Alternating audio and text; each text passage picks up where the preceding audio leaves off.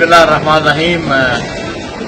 आज हम बड़े एक्साइटेड हैं, बड़े खुश हैं कि ऑल पाकिस्तान अहले हदीस कॉन्फ्रेंस में शिरकत के लिए मेरे साथ हमारा ये पूरा वफ्द है जो कि जा रहा है। जद्दा से भी इंशाल्लाह साथी जा रहे हैं, कुछ साथी पहले जा चुके हैं, कुछ इंशाल्लाह बाद में भी आने वाले होंगे।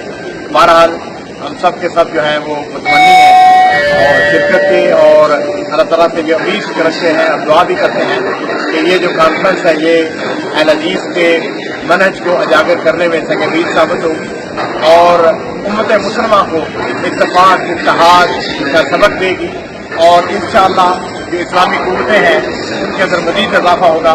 हम इस मौके पर प्रोफेसर साहिब मीर साहब और नाज़िम आला अब्दुल करीम साहब को सलाम पेश करते हैं, उनकी क़यादत, उनकी बसीरत को सलूट करते हैं।